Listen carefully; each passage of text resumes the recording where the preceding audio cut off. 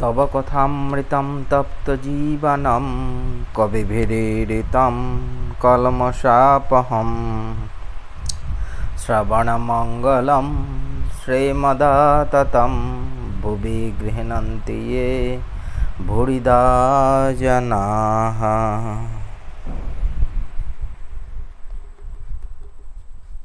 যা কারেন্ট গেল, এটা শুরু করলাম আর কারেন্ট গেল। ঠিক আছে, আমরা একটু পড়ি। তোমার কথামৃত তাপদগ্ধ জনগণের জীবনস্বরূপ মুনিগণ কর্তৃক কীর্তিত পাপসমূহের বিনাশক, শ্রবণ মাত্রই মঙ্গলপ্রদ ও সকল সম্পদের আকর।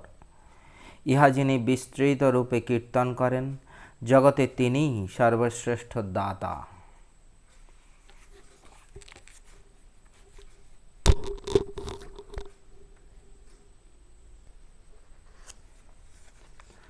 আগের দিন আমরা পড়েছি ঠাকুর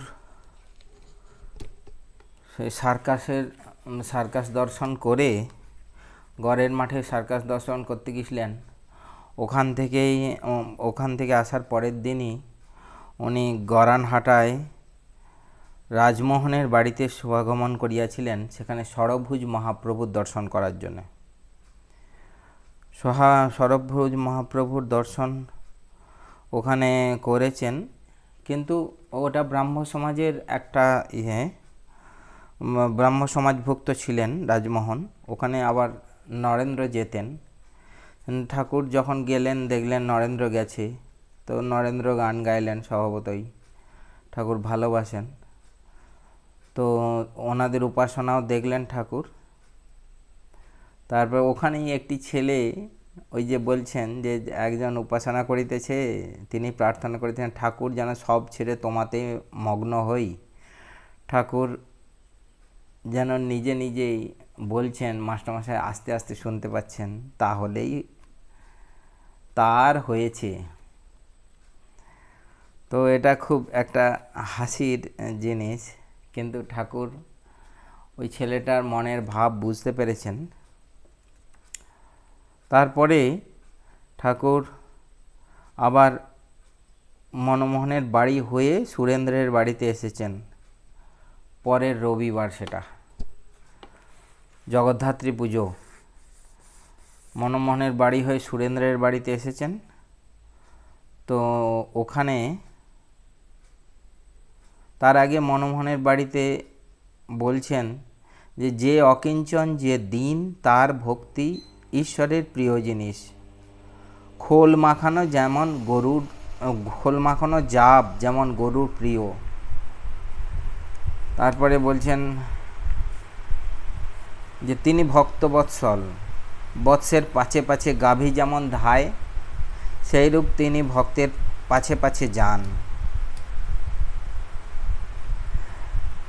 চৈতন্যদেবের কৃষ্ণ নামে অশ্রু পড়ত, ঈশ্বরী বস্তু আর সব অবস্তু। মানুষ মনে করলে ঈশ্বর লাভ করতে পারে, কিন্তু কামিনী কাঞ্চন ভোগ করতেই মত্ত। মাথায় মানিক রয়েছে সাপ, তবু ব্যাঙ খেয়ে মরে। এসব কথাগুলো ঠাকুর বলছেন ওখানে। ভক্তিই সার। আগেও বলেছেন যে ব্রাহ্ম সমাজের ওখানে জ্ঞানীদের ক্ষেত্রে বলছেন, তোমরা জ্ঞান করছো, ওটাও ঠিক আছে, কিন্তু ভক্তিই সার। তো জ্ঞানের কথা বলেছেন ঠাকুর, কিন্তু সবসময় ভক্তির উপরে জোর দিয়েছেন। ঈশ্বরকে ব্যক্তি হিসেবেই পুজো করবার জন্যে জোর দিয়েছেন। বলছেন তোমরা ভক্ত, তোমরা জ্ঞানী নও, বলেছেন এর আগে। তো সুরির দোকানে কতটা মদ আছে কি জানার দরকার আছে? আমার এক বোতল মদে যদি আমার হয়ে যায়, তাহলে সুরির দোকানে কত মদ আছে আমি কেন দেখতে যাব? তারপরে এক ঘটি জলে আমার তৃষ্ণা মেটে, পৃথিবীতে কত জল আছে আমার প্রয়োজন কি? এইরকম এইগুলো ঠাকুর বারবারই বলেছেন। আর সুরেন্দ্রের বাড়িতে এসে তারপরে তিনি সুরেন্দ্রের দাদাকে বলছেন জজ, তা বেশ, এটি জানবেন সবই ঈশ্বরের শক্তি, বড় পদ তিনিই দিয়েছেন।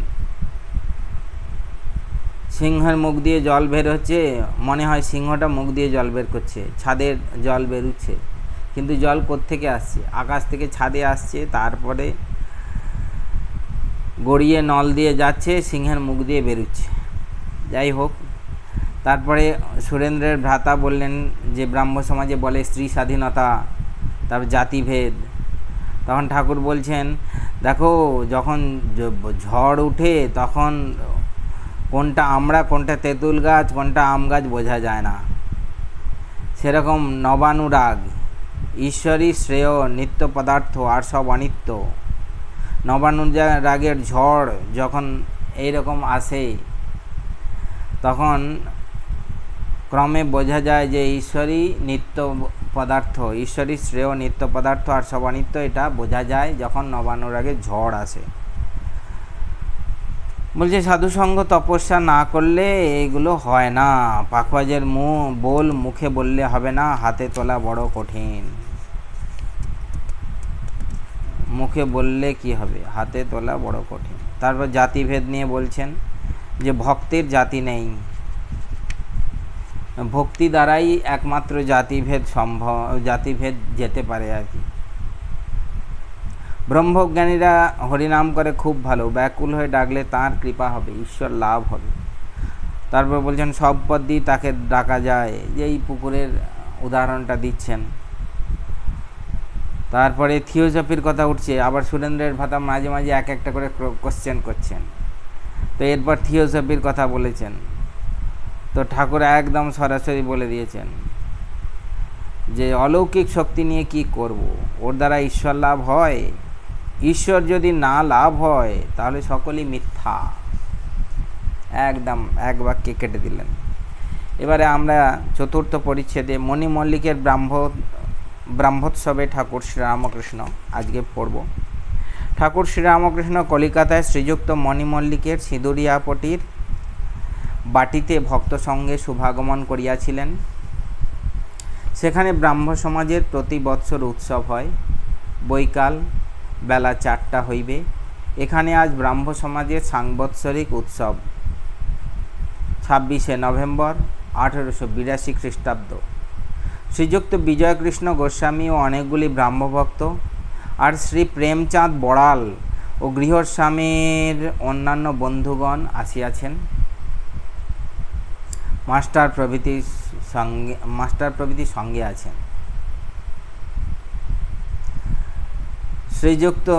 শ্রীযুক্ত মণিলাল ভক্তদের সেবার জন্যে অনেক আয়োজন করিয়াছেন। প্রহ্লাদ চরিত্র কথা হইবে, তৎপরে ব্রাহ্ম সমাজের উপাসনা হইবে, অবশেষে ভক্তগণ প্রসাদ পাইবেন।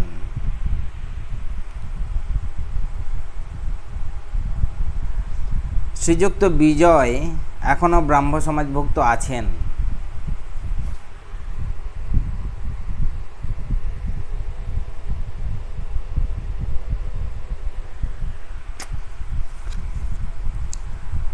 তিনি অদ্যকার উপাসনা করিবেন।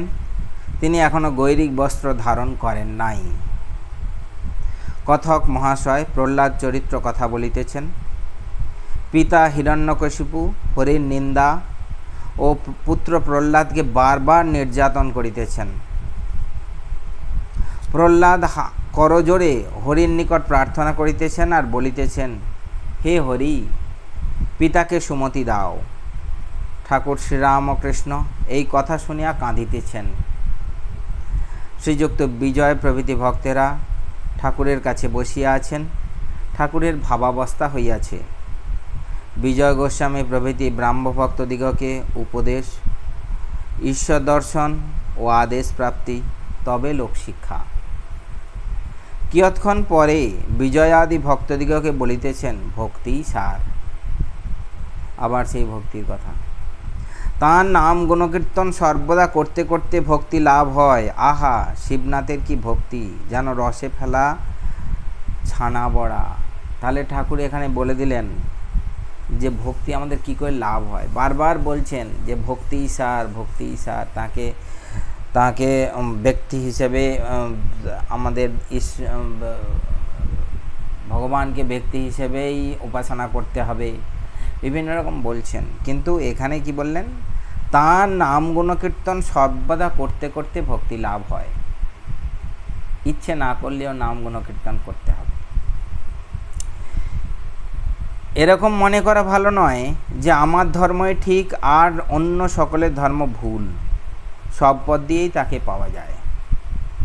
আন্তরিক ব্যাকুলতা থাকলেই হলো। অনন্ত পথ, অনন্ত মত। দেখো, ঈশ্বরকে দেখা যায়। অবাংমনস গোচর বেদে বলেছে। এর মানে বিষয়াসক্ত মনের অগোচর।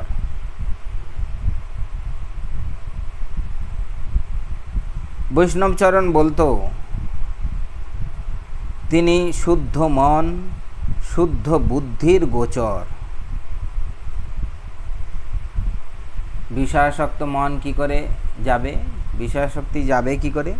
না, এখানে ঠাকুর বলে দিচ্ছেন, শুদ্ধ মন হলে আর শুদ্ধ বুদ্ধি হলে তিনি গোচর হবেন। তখন আর অবাংমনস গোচর এটা হবে না। তিনি শুদ্ধ বুদ্ধির গোচর, শুদ্ধ মনের গোচর।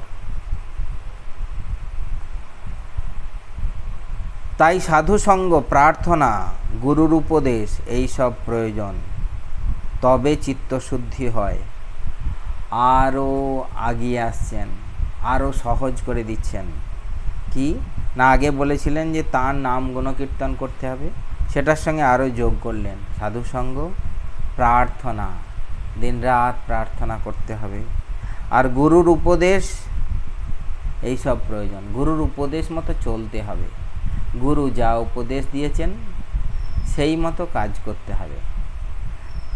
তাহলে শুদ্ধ মন হবে, শুদ্ধ বুদ্ধি হবে, তিনি গোচর হবেন। তবে তাঁর দর্শন হয়। ঘোলা জলে নির্মলি ফেললে পরিষ্কার হয়, তখন মুখ দেখা যায়। ময়লা আরছিতে মুখ দেখা যায় না। এই যে আরছি পরিষ্কার করতে হবে, মনের ময়লা পরিষ্কার করতে হবে। সেই জন্যে বলছেন তিনি শুদ্ধ মন আর শুদ্ধ বুদ্ধির গোচর। বলছে চিত্তশুদ্ধির পর ভক্তি লাভ করলে তবে তাঁর কৃপায় তাঁকে দর্শন হয়।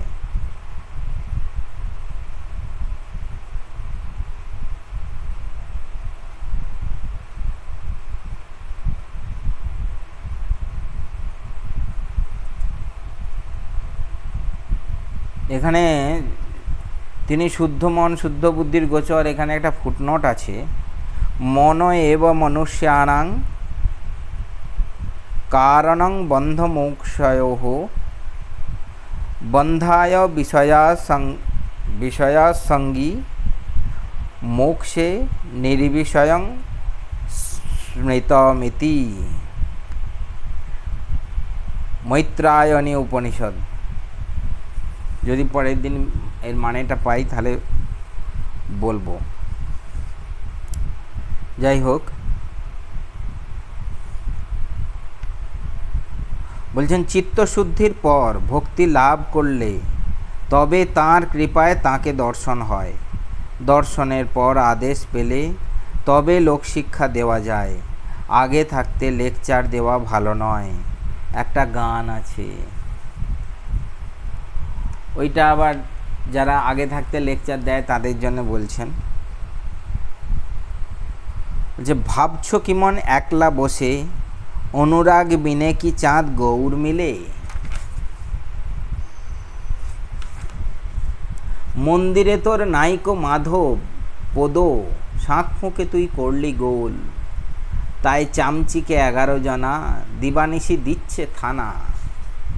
হৃদয় মন্দির আগে পরিষ্কার করতে হয়, ঠাকুর প্রতিমা আনতে হয়, পুজোর আয়োজন করতে হয়। কোনো আয়োজন নাই, ভোঁ ভোঁ করে শাঁখ বাজানো, তাতে কি হবে? এইবার শ্রীযুক্ত বিজয় গোস্বামী বেদিতে বসিয়া ব্রাহ্ম সমাজের পদ্ধতি অনুসারে উপাসনা করিতেছেন। উপাসনান্তে তিনি ঠাকুরের কাছে আসিয়া বসিলেন।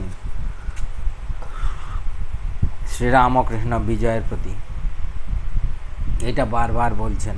আচ্ছা, তোমরা অত পাপ পাপ বললে কেন? 100 বার আমি পাপী বললে তাই হয়ে যায়, এমন বিশ্বাস করা চাই যে তাঁর নাম করেছি, আমার আবার পাপ কি? তিনি আমার বাপ মা, তাকে বলো যে পাপ করেছি আর কখনো করব না, আর তাঁর নাম করো, তার নামে সকলে দেহ মন পবিত্র করো, জিহ্বাকে পবিত্র করো। এই বারবার ওইটা খ্রিস্টানদের ওখান থেকে, খ্রিস্ট ধর্মের ওখান থেকে এসেছে। বাইবেল পড়ে স্বামীজি বাইবেল পড়ে ঠাকুর বলেছিলেন তোমাদের ওতে শুধু পাপের কথা আছে। আর ব্রাহ্ম সমাজের উপাসনার পরেই ঠাকুর বিজয়কে ধরেছেন যে তোমরা তো পাপ বললে কেন? 100 বার আমি পাপী বললে সে পাপীই হয়ে যায়। তার নাম করেছি, আমার আবার পাপ কি?